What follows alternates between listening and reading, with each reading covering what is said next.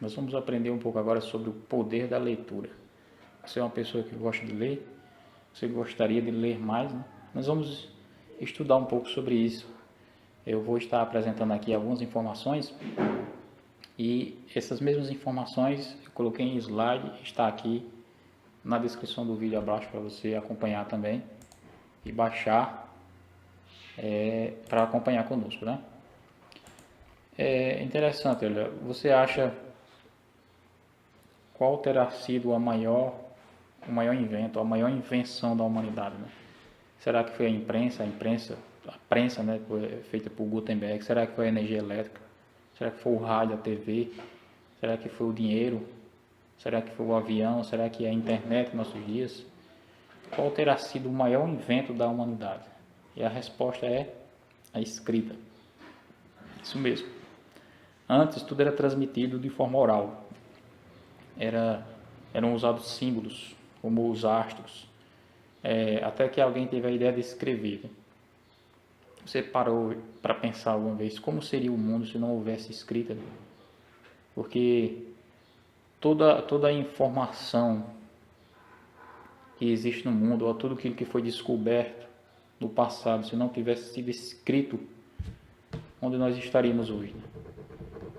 Aquele Isaac Newton, né, ele fala que ele só conseguiu enxergar mais longe porque subiu nos ombros de gigantes, né? Isso significa que ele só conseguiu descobrir as coisas que ele descobriu porque ele se baseou em coisas que já haviam sido escritas e que estavam ali guardadas e que ele pôde consultar. Da mesma maneira hoje, né? As coisas que nós descobrimos hoje só se tornaram possíveis porque o registro delas foi guardado e as pessoas que estudam hoje puderam acessar esses registros, né? As viagens espaciais, elas só se tornaram possíveis por causa dos estudos de Einstein, né? Imagine se de repente os escritos de Einstein, ou se tudo que Einstein descobriu não fosse escrito ou não fosse preservado, né? O que seria? Não seria possível. Estudos, né, de Arquimedes, descobriu-se que muitas coisas dele que ele escreveu, Arquimedes ele viveu muito tempo antes de Cristo, né, na Grécia Antiga. Muitas coisas que ele escreveu, que ele descobriu sobre a geometria aritmética, sobre a matemática, são coisas que eram avançadas para a época e que se as pessoas tivessem descoberto antes aquilo, talvez o mundo já tivesse mais avançado hoje, né? E as descobertas de Arquimedes, os escritos de Arquimedes foram descobertos num tempo posterior, quando a humanidade já tinha avançado sem usar os recursos que ele havia deixado escrito, né? E muitas das coisas também que se perderam. Então, por isso que a escrita é o maior invento da humanidade, é algo que realmente é responsável pelas transformações que existem em toda a história, né? Havia duas formas de escritas antigas, né? Havia os hieróglifos e as escritas cuneiformes. Os hieróglifos era basicamente isso, né? Eram figuras que representavam coisas, né? E a escrita cuneiforme eram tipos de símbolos que representavam sonhos ou que representavam situações também, né? E foi assim que a escrita foi se evoluindo, né? Os escritos dos sumérios foram os primeiros, né? Os antigos babilônicos, eles também desenvolveram uma escrita bastante avançada, né? Veja bem essas frases como são interessantes. Olha, existem analfabetos formados e existem sábios que nunca foram à escola. Isso é verdade. Outra frase diz assim, que quem lê conversa com os sábios e quem não lê mal fala, mal ouve e mal vê. É interessante isso porque a leitura ela concede realmente que você adquira mais cultura, mais compreensão do mundo das coisas, compreensão de si mesmo. Existe outra frase também que eu gosto muito que diz assim, que aquilo que você não tem é pelo que você não sabe, porque se você soubesse, você teria. Alguém aqui é contra o apartheid? Ou seja, eu estou perguntando aqui, às vezes eu pergunto para as pessoas e muitas pessoas não sabem nem o que é isso. Alguém aqui discorda de Ellen White? Muitas pessoas dizem assim, não, eu não concordo com ela, mas só que para você discordar de algo, você precisa primeiro conhecer, saber qual é aquela ideia que é defendida por aquela coisa. Então, se você discorda de algo, você diz assim, não, eu sou contra o apartheid, mas você perguntar a você o que foi o apartheid, talvez as pessoas não saibam. Existem algumas pessoas que dizem assim, não, eu sou ateu. Aí você pergunta para ela, mas o que é ateísmo?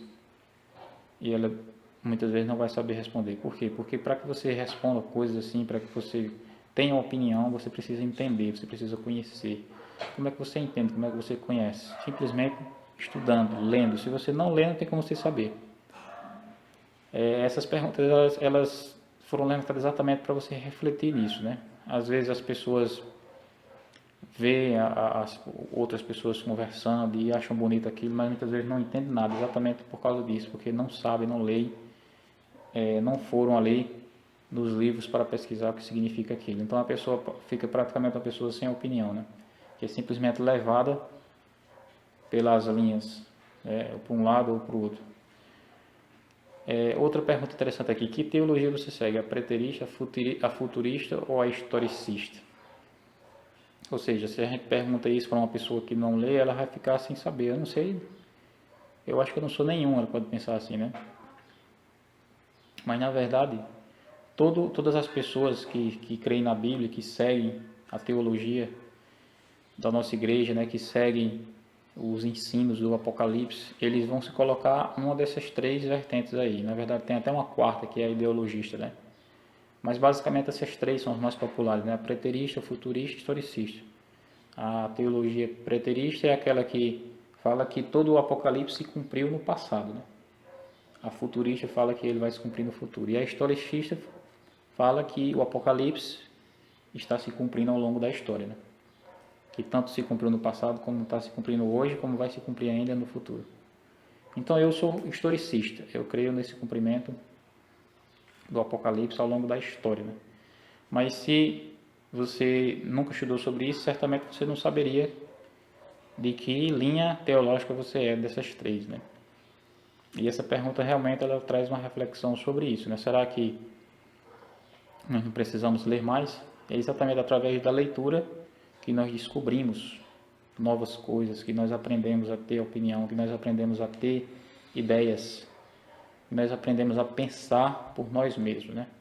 Quem lê sabe, quem lê pensa, quem lê não é manipulado, quem lê não tem, quem lê tem conteúdo e quem lê enxerga à frente. Quem lê realmente está um passo à frente das outras pessoas. Você é uma pessoa que gosta de ler. Existe uma frase que diz o seguinte: 90% dos livros poderiam ser queimados para a grande maioria das pessoas. Por quê? Porque elas nunca leram esses livros e nunca irão ler. Então, eles estão ali simplesmente inúteis, sem nenhum tipo de funcionalidade. Então, eles poderiam ser queimados, que não iriam fazer falta para essas pessoas, mas eles certamente fariam muita falta para aqueles 10% de pessoas que iriam ler. E quando você vai ler, é que você vai perceber realmente que, através da leitura, a sua vida muda, os seus pensamentos mudam, o seu futuro se deslumbra de uma forma mais plena, né? As pessoas que muitas vezes não gostam de ler, elas usam alguns falsos paradigmas, que é aquele muito comum que a gente encontra nas regiões mais pobres, né? Das pessoas mais ignorantes. Eles dizem: não, fulano enlouqueceu de tanto ler, fulano enlouqueceu de tanto estudar. E é exatamente por isso que elas não leem, porque elas associam aquele ato que de fato uma pessoa estudava muito e aquilo ali desequilibrou a pessoa, ou a pessoa já era desequilibrada e o estudo aumentou mais ainda aquilo ali. E de certa forma, se você estudar muito mesmo, sem um foco, sem um aproveitamento, sem um objetivo claro, estudar simplesmente para acumular aquilo ali, sem propósito, então aquilo ali pode gerar um desequilíbrio de fato, né? Mas só que isso daí é a exceção, né? Isso daí é a minoria de pessoas que enfrentam isso daí, né? A grande maioria das pessoas que leem, elas não enlouquecem, muito pelo contrário, elas melhoram o juízo, melhoram a mente, melhoram a vida, melhoram em todos os aspectos. Vou citar alguns exemplos aqui para você ver, né? Aqui, ó, Bill Gates, ele sempre foi um cara que leu muito e ele não enlouqueceu, muito pelo contrário, ele se tornou o homem mais rico do mundo. Esse outro cara aqui, ó, Warren Buffett, ele foi também um cara que lê muito, todos os dias ele está lendo, né? e ele não enlouqueceu. Ele é o maior investidor do mundo, considerado primeiro, segundo ou terceiro, talvez, homem mais rico do mundo. Esses caras aí, né, Bill Gates e Warren Buffett, eles ficam ali trocando de posição de primeiro, segundo e terceiro mais ricos do mundo, né? Mark Zuckerberg, criador do Facebook, é um cara que lê muito, que sempre está lendo, ele lê uma média de 3 a 4 livros por semana. E ele não é um cara que enlouqueceu, muito pelo contrário, ele é um dos mais bem-sucedidos empresários da tecnologia, né?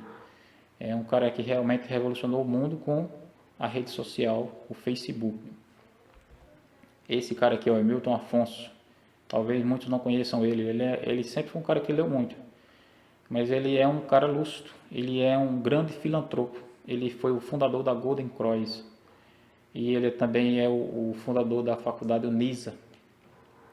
E ele é um dos maiores doadores de recursos para a igreja, né? Ele tem financiado hospitais, ele tem doado grandes somas de dinheiro para fundar escolas e universidades no Brasil e em todo o mundo, né?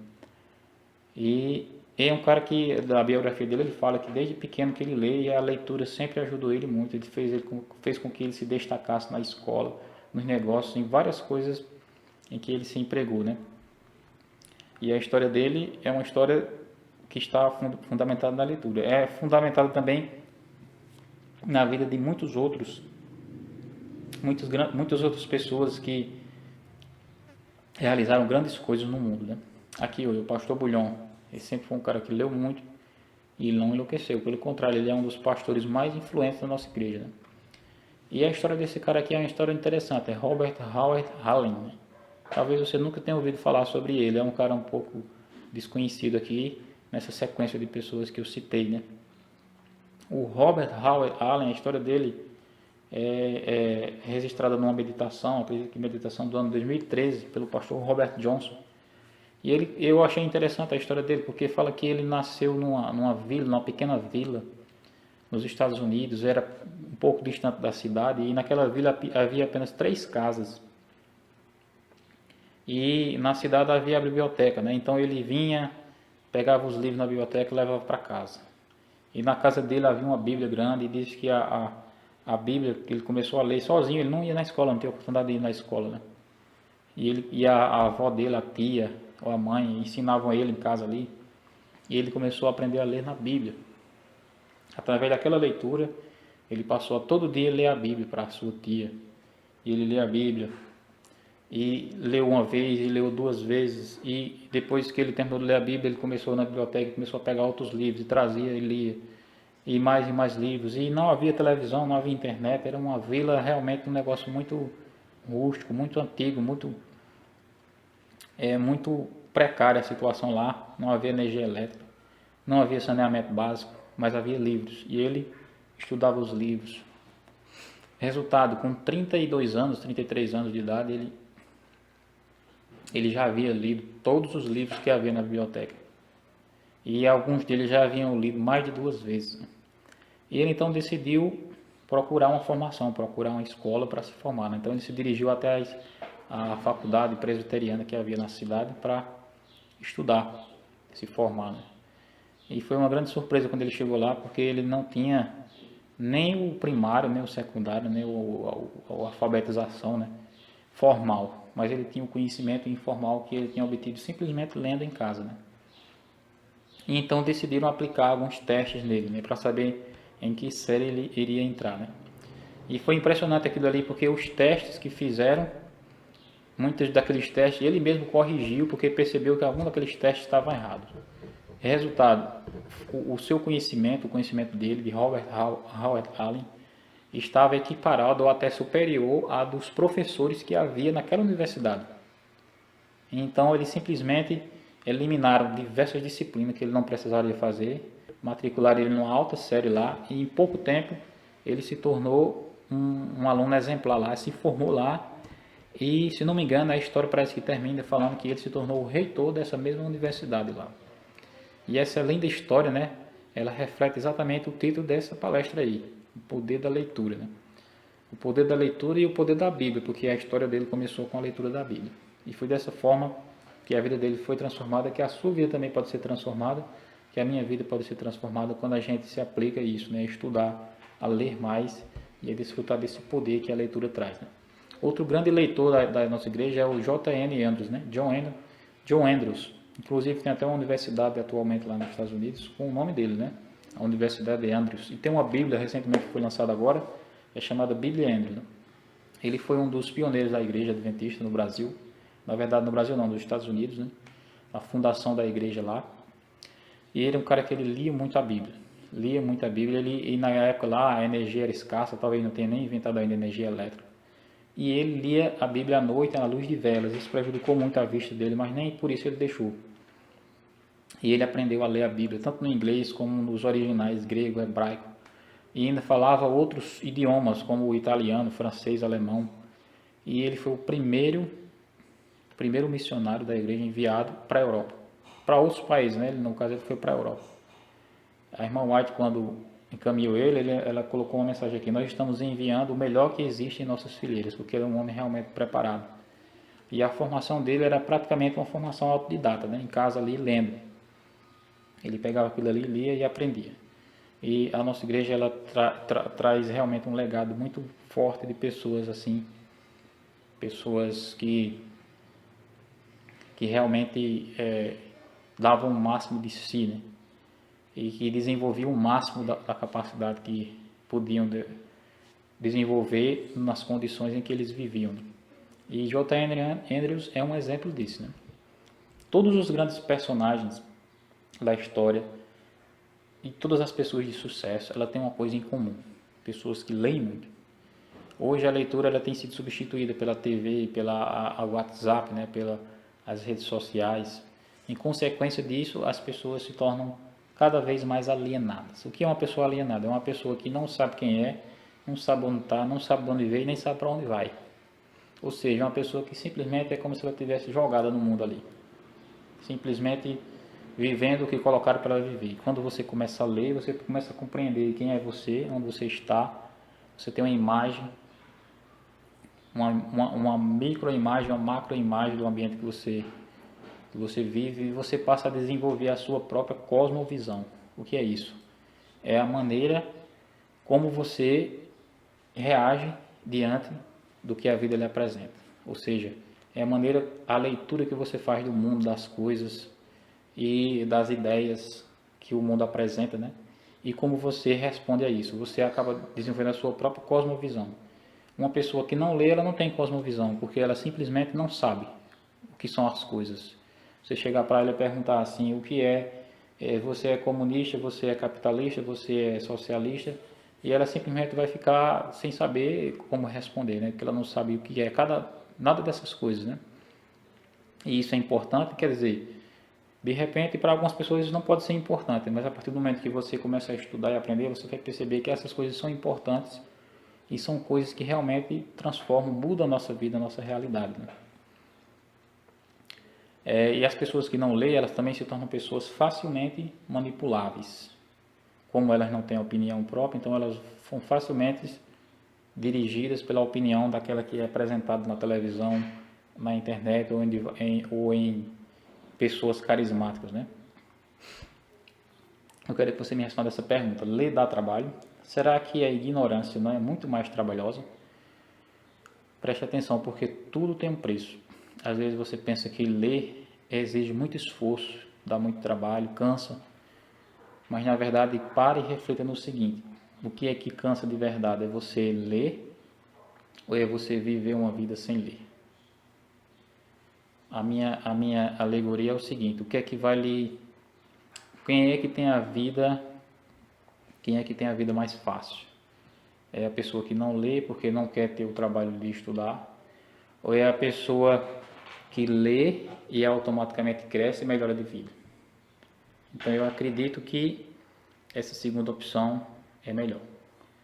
Ler dá um pouco de trabalho, mas você ser ignorante dá muito mais trabalho ainda, né? Eu vou refazer a alegoria para ficar mais claro, né? Quem é que tem a vida mais difícil? É quem passa 5 anos para se formar em medicina, por exemplo?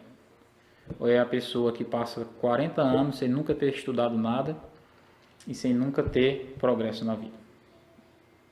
Então a resposta parece bem lógica, né? Na vida tudo tem um preço. Você pode pensar que ao você não ler, você não está pagando um preço, mas na verdade você está pagando um preço muito mais caro do que aquela pessoa que lê. A pessoa que lê está se pagando o preço do esforço para aprender a ler, para aprender os conteúdos, aprender a captar as informações, a desenvolver o conhecimento. É um preço que se paga. Mas ao você não ler, você também está pagando outro preço, que é o preço da ignorância. E o preço da ignorância é muito mais caro do que o preço do conhecimento. No livro de Timóteo, está escrito daí, né? Até a minha chegada, aplica-te à leitura, à exortação, ao ensino. Conselho que Paulo deu a Timóteo, né? Não cesse de falar do livro da lei, antes medita nele de dia e de noite, para que tenhas cuidado de fazer tudo quanto está escrito nele. Isso foi um conselho que Deus deu a Josué. Está registrado no livro de Josué, no capítulo 1, verso 8. A leitura é uma viagem fantástica e inigualável. Através dela, o mundo tem sido abençoado com as revelações de Deus. Daniel, ele foi abençoado quando ele leu o livro de Jeremias. Guilherme Miller, ele foi abençoado quando ele leu o livro de Daniel. Cada avanço no mundo só é possível devido ao acesso aos materiais publicados antes. Então, você pode pensar assim, não, esse livro aqui tem 500 páginas, deu muito trabalho de ler, mas imagine bem, o que é que dá mais trabalho? É você ler 500 páginas, você escrever 500 páginas. Imagine o trabalho da pessoa que escreveu aquilo ali. E aquilo ali, realmente, quando a pessoa vai escrever, ela não vai escrever qualquer coisa, ela vai escrever a experiência de vida dela, algo que realmente marcou ela. E ela condensa aquilo ali em páginas que você pode adquirir aquele conhecimento de uma forma muito menos trabalhosa do que ela teve para escrever. Grandes leitores são destacados. Por exemplo, o Rui Barbosa. O Rui Barbosa, ele foi um cara que ele era chamado poliglota, exatamente porque ele falava vários idiomas, né? Eu vi uma história uma vez sobre ele, que na convenção de Haia, né, que era um evento em que iam representantes de várias nações fazer palestras ali, participar. Então o Rui Barbosa foi enviado do Brasil para representar o Brasil na convenção de Haia. E disse que lá ele chegou nessa convenção, tinha pessoas de várias nações ali, né? E chegou a hora dele discursar, ele fez um discurso de 10 minutos, um discurso curto. Mas o detalhe interessante é que ele fez o discurso em Tupi-Guarani. Ou seja, ninguém que estava ali entendia, mas ele sabia falar o Tupi-Guarani. E ele fez o discurso Tupi-Guarani, e o que foi que ele fez em seguida? Ele pegou aquele discurso em Tupi-Guarani e traduziu ele para o idioma de todas as pessoas que estavam ali, ele mesmo, sem usar um tradutor, porque naquela época não havia, né? Como o Google Translate que a gente tem hoje, né?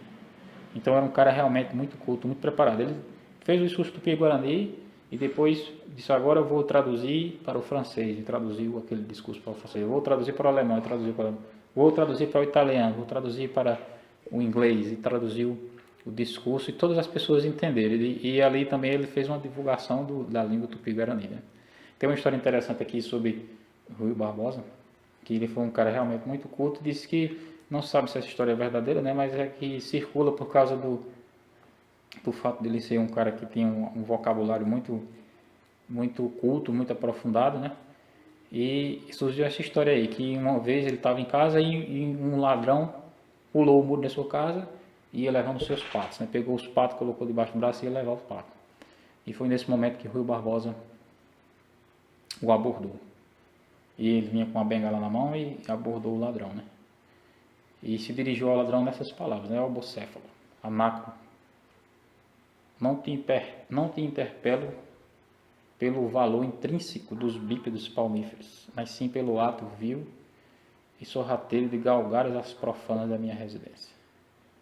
Se é por necessidade que fazes isso, trânsito, mas se é para zombares da minha alta prosopopeia, de cidadão digno e honrado, dar-te-ei com minha bengala fosfórica do alto na tua sinagoga, que reduzir-te-á a 50ª potência, que vulgo denomino nada. E aquilo ali deixou o ladrão meio confuso, né? Ele não sabia bem o que significava aquilo, ele olhou para o Rui Barbosa e disse, afinal, doutor, o senhor quer que eu deixe os patos ou eu levo os patos? E é uma história bastante interessante que ilustra isso, né? A ignorância e a cultura. Para terminar aqui, como a gente pode gostar mais de ler, né? Nós devemos procurar ler aquilo que chama mais atenção, né? Às vezes na escola o professor, alguém pede para você ler alguma coisa, é algo que você acha meio entediante, né? E exatamente por causa daquela experiência entediante de ler algo que você não quer, que você não gosta, você acaba atribuindo aquela experiência a toda leitura. Então você acaba dizendo, eu não gosto de ler. Mas na verdade todo mundo gosta de ler. O que as pessoas não gostam de ler é coisas que elas não têm interesse. Então, cada pessoa tem determinada área que ela se interessa. E o interessante é que ela encontre livros e busque livros relacionados àquilo que ela tem interesse. E ao ela fazer isso, então automaticamente ela vai aprender a ler. Se você é uma pessoa que gosta muito de literatura, então você não vai pegar livro de matemática para ler, né? Você é uma pessoa que gosta muito de ficção, então você não vai pegar para ler livros de inglês, né? Você vai exatamente buscar estudar e aprender aqueles conteúdos que chamam a sua atenção e que estão relacionados com aquilo realmente que você se interessa. É interessante também você aprender sobre leitura dinâmica. A leitura dinâmica ensina como você eliminar os vícios de linguagem, ou seja, aqui eu coloquei 4 vícios que as pessoas praticam a ler, né? O primeiro vício é ler em voz alta, ou seja, você fica lendo ali e repetindo ali. Aquilo ali é uma coisa que atrapalha, porque o seu cérebro fica ocupado em duas coisas. Fica ocupado na leitura e fica ocupado na vocalização, né? Então você deve procurar ler sem repetir na voz, né? Segundo vício é você ler e repetir mentalmente as coisas, né? Você às vezes não fica lendo verbalmente, mas fica lendo mentalmente. Então você tem que evitar também isso. Você precisa aprender a ler e a simplesmente captando as ideias sem precisar ficar vocalizando mentalmente também aquilo dali. O terceiro vício é você voltar na leitura. Você lê um pouquinho e volta, lê um pouquinho e volta. É outro vício que atrapalha a leitura e que faz com que a pessoa canse rápido, fadigue rápido, e dessa maneira eu não gosto de ler, né? E o quarto vício é você ler as sílabas. Aí embaixo aí tem uma explicação sobre isso, né? Você não precisa parar nas palavras para compreender a história. Observe aí que aí não tem só letras, né? Tem vários números aí. E se você cortar simplesmente a metade das palavras também, você vai compreender. Então você não precisa ficar preso a formas ou fórmulas que foram ensinadas na escola, como sílabas, de tons, de troncos, de atos, essas coisas, né? Você precisa simplesmente captar as palavras e dentro das palavras absorver as ideias. É isso basicamente o que vai favorecer uma compreensão melhor. E aqui eu encerro esse vídeo, né, onde eu mostrei aqui para você como você pode ter mais poder na sua vida através da leitura, né? Eu mostrei o poder da leitura, o poder que a leitura traz para a nossa vida e que você possa aproveitar bem esse material, possa ter aberto mais a sua mente para entender e para buscar ser uma pessoa que lê mais, porque ao ler mais você vai pensar melhor e você vai agir melhor. Então, deixe a sua opinião aí nos comentários e curta esse vídeo e inscreva-se também no nosso canal para receber novos vídeos assim que a gente publicar.